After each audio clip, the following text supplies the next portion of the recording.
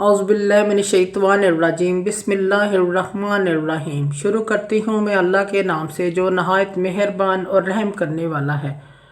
मोअज़्ज़ज़ सामीन कराम, अस्सलामु अलैकुम रहमतुल्लाहि व बरकातुहू। उम्मीद है आप खैरियत से होंगे।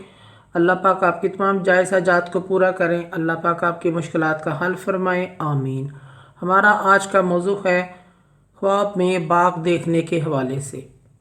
इसकी मुख्तलिफ़ सूरतें हैं और मुख्तलिफ़ ताबीरें हैं जो इस वीडियो में बयान की जाएंगी। अगर आपने इस चैनल को लाइक और सब्सक्राइब नहीं किया तो कर दें, घंटी के बटन को भी दबा दें ताकि आपको आने वाली वीडियो का नोटिफिकेशन मिल सके। आज हम बात करेंगे ख्वाब में बाग देखने के हवाले से। ख्वाब में बाग देखना खुशी हासिल होने, राहत पाने, गम दुख दूर होने की अलामत है। ख्वाब में बाग फलदार देखना दौलत अख्तियार हाथ में आने, कारोबार में तरक्की होने और आराम और राहत पाने की अलामत है। ख्वाब में बाग पर मौसम ख़ज़ां को देखना कारोबार में नुकसान होने की अलामत है, दुख तकलीफ़ और अफसरदगी की अलामत है।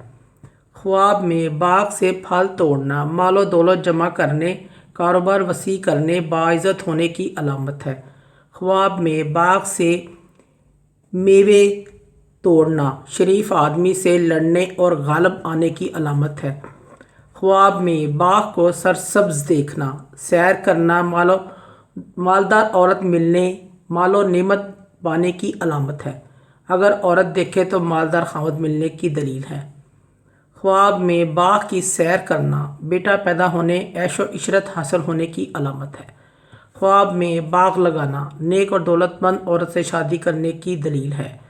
ख्वाब में बाग में पौधा लगाना लड़का पैदा होने, हसीन व जमील होने, आराम और राहत पाने की अलामत है।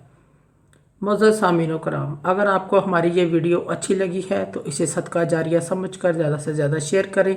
अल्लाह पाक आपके हामी नासर हों। जज़ाकल्लाह।